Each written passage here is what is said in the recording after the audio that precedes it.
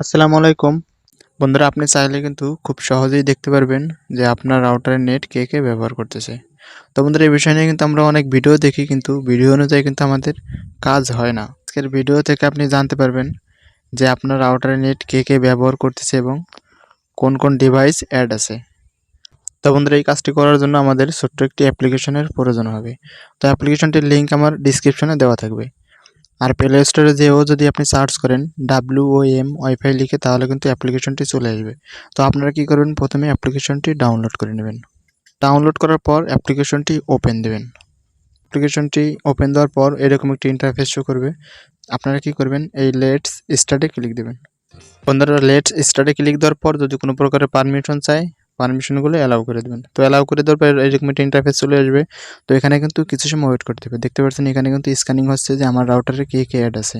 বন্ধুরা, এখানে দেখতে পাচ্ছেন আমার রাউটারে কিন্তু 5টা ডিভাইস অ্যাড আছে। এখানে কিন্তু শো করতেছে যে আমাদের রাউটারের নেট কোন, কোন ডিভাইস থেকে ব্যবহার করা হচ্ছে। তো এখানে দেখছেন ফোনের নাম সহ কিন্তু দেখা যাচ্ছে। তো আপনারা কিন্তু চাইলে খুব সহজেই দেখতে পারবেন এখান থেকে যে আপনার রাউটারের নেট কে, কে ব্যবহার করতেছে। আমরা যদি ডিভাইসের উপর ক্লিক দিই, যে ডিভাইস থেকে আমার এই নেটটি ব্যবহার করা হচ্ছে সেই ডিভাইসের আইপি অ্যাড্রেস সহ কিন্তু এই যে দেখতে পাচ্ছেন দেখা যাচ্ছে। এই যে ফোনের নামটিও কিন্তু দেখা যাচ্ছে যে এই মডেলের ফোন আমার রাউটারে অ্যাড আছে।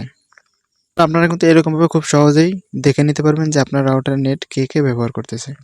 তো আশা করি বুঝতে পারছেন। ভিডিওটি যদি ভালো লাগে অবশ্যই একটি লাইক দিবেন। আর যদি চ্যানেলে নতুন হন, সাবস্ক্রাইব করে রাখবেন পরবর্তী ভিডিও পাওয়ার জন্য। তো সবাই ভালো থাকবেন, সুস্থ থাকবেন। আল্লাহ হাফেজ।